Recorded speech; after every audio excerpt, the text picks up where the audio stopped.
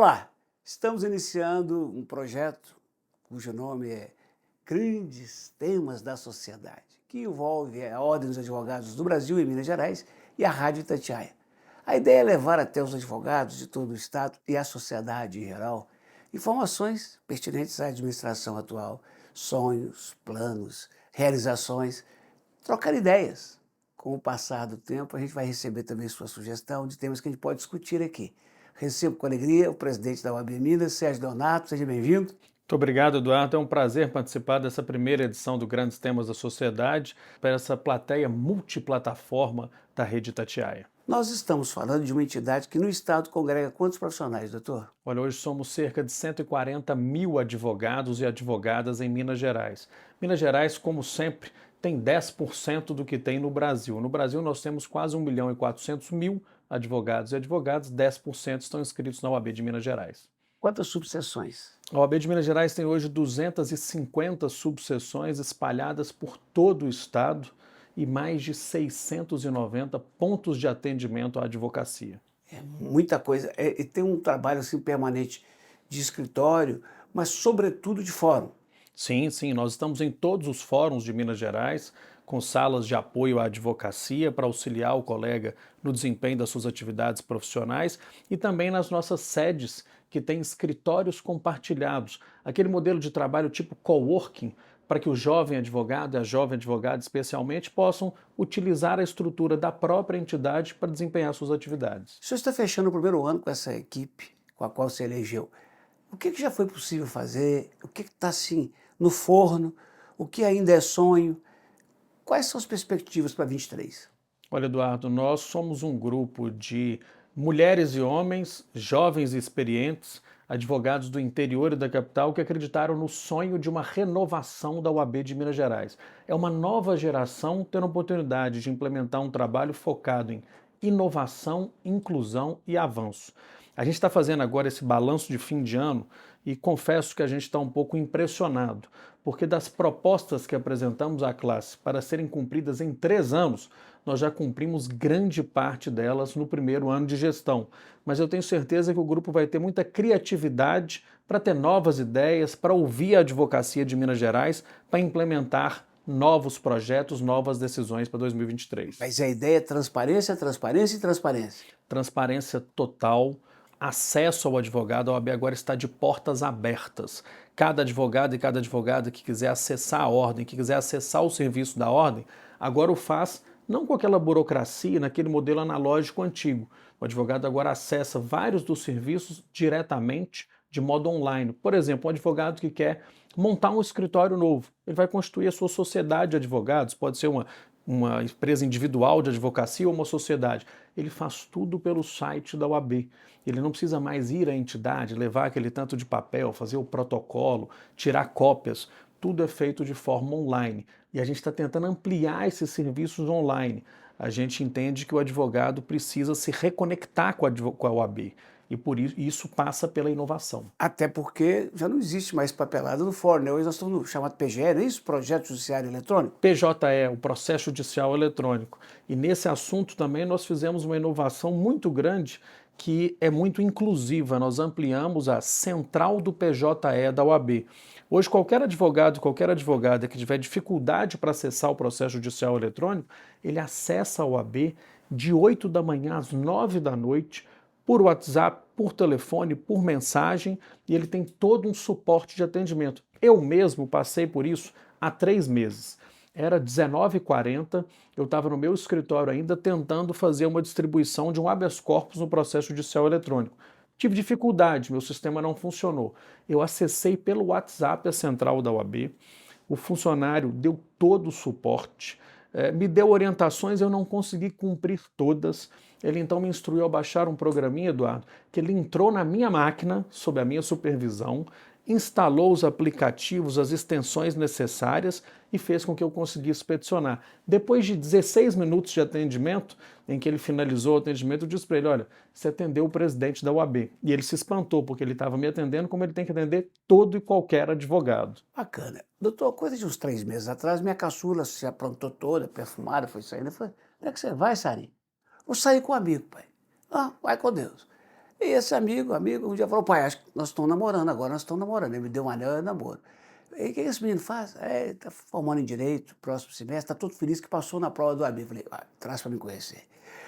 A prova da OAB não é fácil, doutor. E é sinônimo de que o profissional, o futuro profissional, é alguém de fato vocacionado e preparado. E agora, junto com a carteira, há um certificado. Eu queria que o senhor falasse primeiro do simbolismo desse momento para o jovem advogado e da importância do certificado.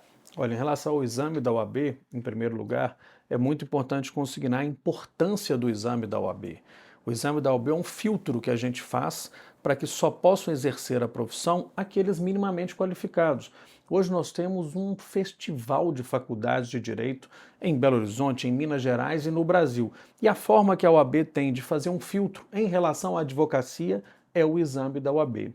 E hoje aquele colega que vira essa página na história da vida dele, é aprovado no exame da ordem, ele comparece a uma solenidade na Ordem dos Advogados do Brasil, aqui em Belo Horizonte, lá na Rua Albita, e ele não recebe apenas a carteira da OAB e o cartão de identidade, que a gente chama de verdadeiros passaportes da cidadania. Ele recebe também um certificado digital, para que ele se habilite efetivamente a exercer a advocacia nesse mundo do processo judicial eletrônico.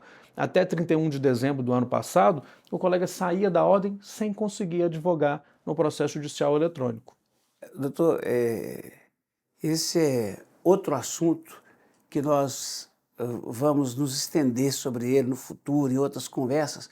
Sempre que aparece um movimento para derrubar o exame da ordem, eu há décadas digo aqui no rádio o seguinte, não vamos derrubar o exame da ordem. Vamos estabelecer um para medicina, outro para engenharia, porque simplesmente dizer que não vai abrir mais faculdade é cercear a iniciativa privada e o direito à educação. Agora, faz todo mundo, passa quem tiver competência. Com certeza. E ao se formar em direito, ao se tornar bacharel em direito, o colega tem múltiplas possibilidades. A advocacia é uma delas, a melhor delas, porque o advogado e a advogada são a voz do cidadão perante o sistema de justiça. O advogado e a advogada têm um potencial de transformar positivamente a sociedade, atuando na distribuição de justiça e na pacificação social.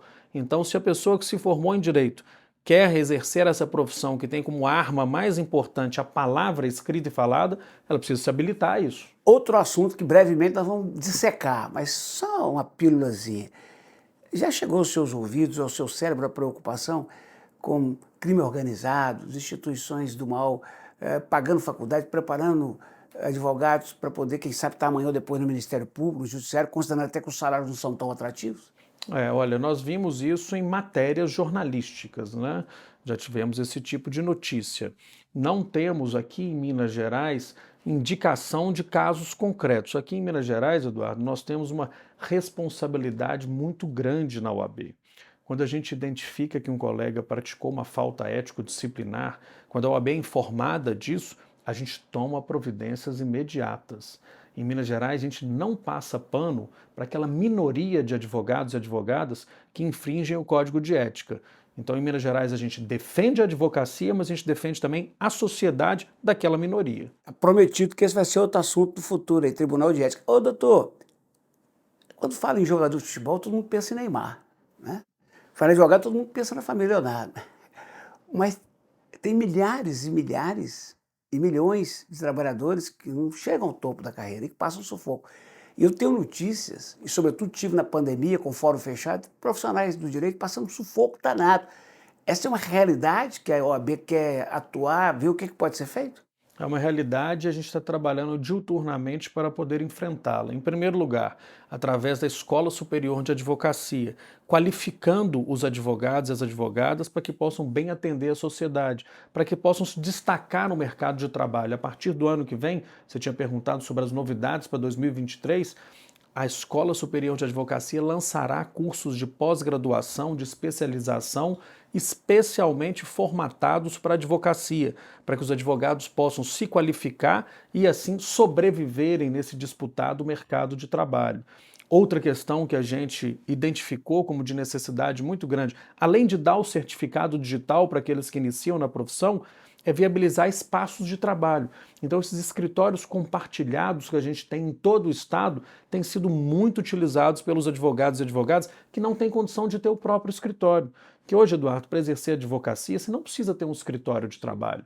Se você tiver um notebook, um celular, um plano de dados, um certificado digital, você exerce a advocacia de qualquer lugar do mundo.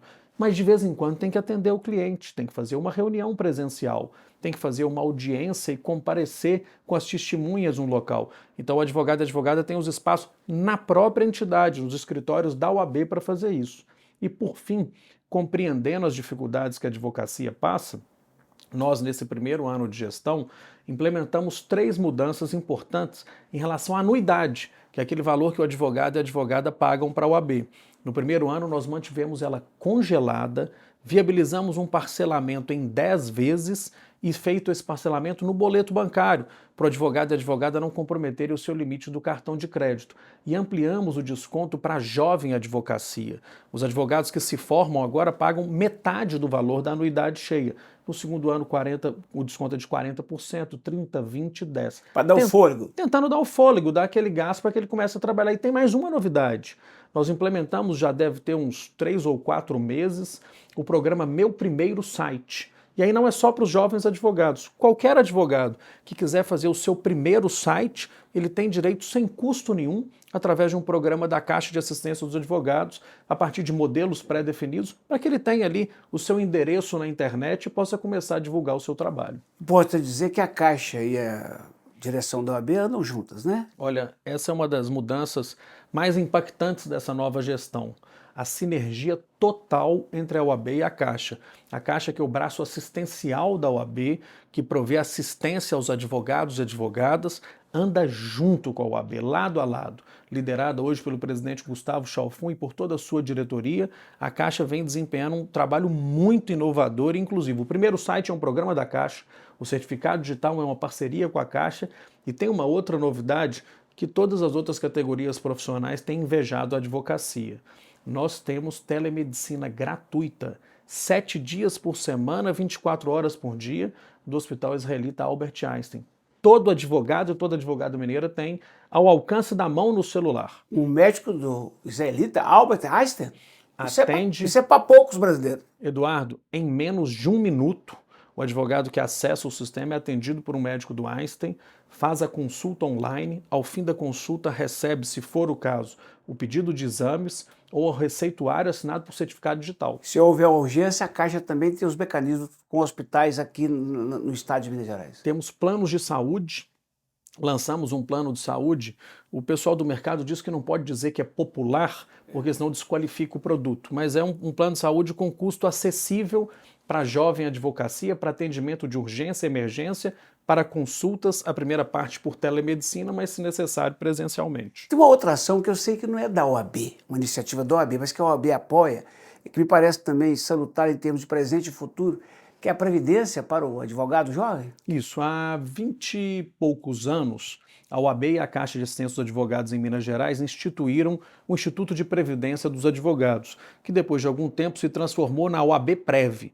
A OAB Prev é o plano de previdência complementar da advocacia em Minas Gerais e que não é gerido pela Ordem, mas a Ordem e a Caixa têm cadeiras no Conselho Deliberativo e no Conselho Fiscal e a gente incentiva que os colegas consigam se preparar para aderir ao plano de previdência complementar, porque isso vai fazer muita diferença lá no futuro da profissão, já que nós somos profissionais liberais, autônomos, e precisamos ter esse tipo de complementação da renda no futuro. Fui para a medicina, não deixou de ser tecnologia avançada, mas queria voltar um pouquinho. A outra ordem além da transparência dentro da OAB é digitalizar, digitalizar, digitalizar. Facilitar, facilitar e facilitar. Exatamente. A gente está terminando o novo aplicativo da OAB para que o advogado acesse todos os serviços na palma da mão e também o novo site da entidade. Ele deve estar no ar aí em fevereiro, no máximo março do ano que vem, totalmente remodelado, com uma linguagem mais jovem, mais moderna, mais acessível, para que o advogado volte a interagir com a entidade. Esse volte a interagir, já escutei isso. Havia uma falta de conexão, assim, da grande massa de advogados? Sim, a advocacia estava desconectada da sua entidade de classe, muito pelo fato da entidade ter sido gerida durante muitos anos por um mesmo grupo político, com uma visão diferente, um pouco mais conservadora e pouco arrojada. Agora a gente está se reconectando com a advocacia, abrindo as portas da entidade para que o advogado e a advogada volte a ter o sentimento de pertencimento e possam entender, por exemplo, que pagar anuidade faz diferença, porque a gente tem toda uma estrutura de apoio ao exercício da profissão. Agora, também é importante dizer que não é uma instituição falida ou prestes a falir. Então, a anuidade corrige aí pelos índices inflacionários, mas ela, tendo uma boa adimplência, ela banca esses esforços todos. Olha, a OAB bem gerida, como tem sido este ano, ela consegue sobreviver com o recurso das anuidades, mesmo com um certo índice de inadimplência que infelizmente nós experimentamos.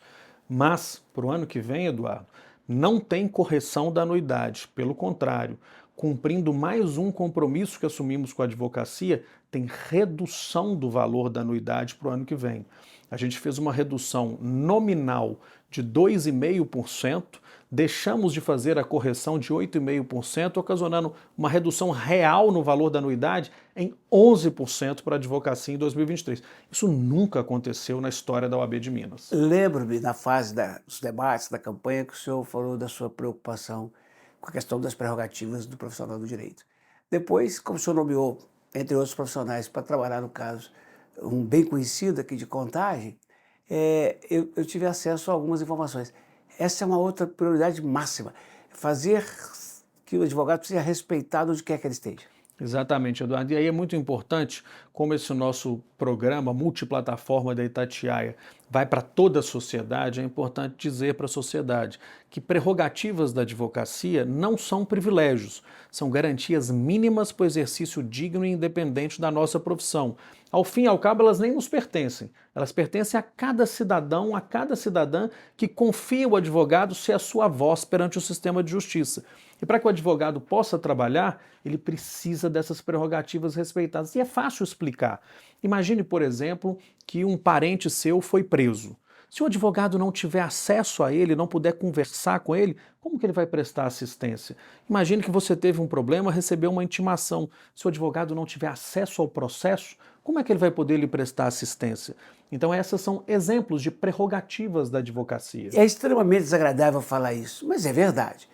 Em se tratando de uma mulher advogada, ou de um advogado ou advogada negra, o risco de ser maltratado na delegacia, numa penitenciária, infelizmente ainda é maior. Lamentavelmente, assim como a nossa sociedade, o nosso sistema de justiça também é machista, misógino e racista.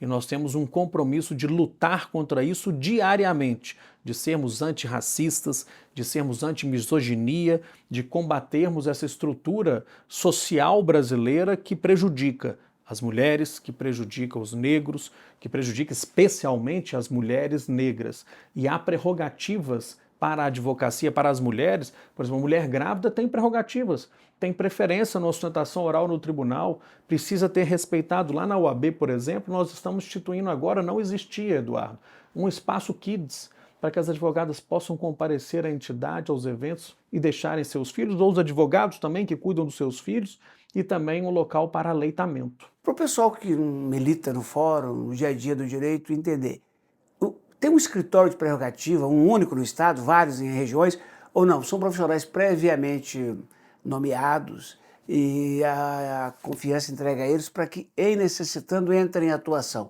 seja em Belo Horizonte, Uberlândia, Varginha ou Montes Claros? Nós temos o maior sistema de defesa das prerrogativas do Brasil.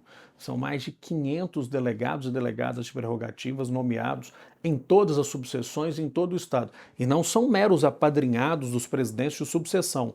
Eles fazem a indicação, a gente checa a ficha, vê se preenche os requisitos, depois passa por um curso de formação na escola de prerrogativas para que esses colegas se habilitem a fazer a defesa dos outros colegas em situação de violação de prerrogativas. E além dos delegados, temos os procuradores regionais em todas as regiões do estado e um escritório de defesa das prerrogativas em Belo Horizonte. Essa era uma outra área da OAB que estava sucateada. Tinha aqui em Belo Horizonte 2 ou 3 colegas.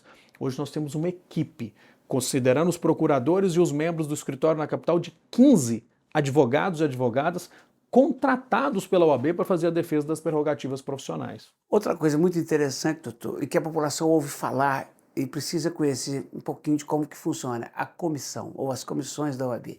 A Comissão de Direitos Humanos da OAB está lá, olhando. A Comissão de Questões Raciais está lá. De Direito Tributário está cá. Quantas são? Se elas ganharam força na sua gestão e por que elas são importantes como braço efetivo de extensão da OAB para chegar no cidadão? Olha, as comissões são o pulmão da OAB. É através das comissões que a OAB faz um trabalho de maior interesse e de maior interface com a sociedade. Eu confesso, Eduardo, que por ocasião da campanha eleitoral, eu tinha dito que eu ia diminuir o número de comissões que existiam na OAB. Eu achava que tinham comissões com objetos coincidentes e que tinham sido criadas apenas para poder contemplar apadrinhados políticos do grupo que comandava a ordem. Quando assumi, a realidade se impôs. Apareceram colegas de todas as áreas querendo trabalhar voluntariamente, surgiram a ideia de novas comissões e ao invés de fechar alguma, eu aumentei mais comissões. Hoje nós temos mais de 120 comissões, algumas muito atuantes, outras num trabalho inicial. E as que você mencionou, por exemplo, Comissão de Direito Tributário, de Direito de Família, faz um trabalho importantíssimo, Direito do Consumidor. Uma que o senhor criou que nos é cara, liberdade de expressão. Comissão de Defesa da Liberdade de Expressão, muito importante, fez um evento magnífico, salvo engano, no meio do ano. Você esteve lá na OAB nesse evento, né? Nesse ano em que a gente está assim, com esse tema tão latente, tão importante, né? E com a necessidade que a OAB se envolva na discussão desse tema. Bom, nós vamos ter muita prosa pela frente. Para fechar de hoje, vamos falar um pouquinho de algo que me deixa triste nas Minas Gerais. Nunca, nos últimos 20, 30 anos, o prefeito da cidade fala com o governador fala com o presidente da Assembleia, o prefeito fala com o presidente da Câmara, uma briga todo dia, toda hora, toda hora. Primeiro, no plano estadual, terminada a disputa, a OAB está pacificada. Pacificada, unida e com um relacionamento institucional excepcional, Eduardo. No plano federal, o senhor fala com a presidência do Conselho Federal da OAB, salvo engano, tem uma mulher, né? É o Beto Simonetti. É o Beto Simonetti. O senhor apoiou? Sim, o presidente Beto Simonetti tem um trabalho em sintonia com a OAB de Minas Gerais. A OAB de Minas Gerais nunca esteve tão respeitada, com um relacionamento institucional tão sólido com o Conselho Federal. E a prova maior disso é que nós vamos trazer para Belo Horizonte ano que vem, de 27 a 29 de novembro, o maior evento jurídico do mundo, a Conferência Nacional da Advocacia. Que sabe quando que ela aconteceu em Minas Gerais pela última vez? Em 1990, quando era presidente da OAB um tal de professor Jair Leonardo Lopes. Jair Leonardo Lopes foi o avô, Marcelo Leonardo o pai e agora o Sérgio Leonardo, os três presidentes da OAB. O senhor é um vocacionado ou foi uma exigência do útero?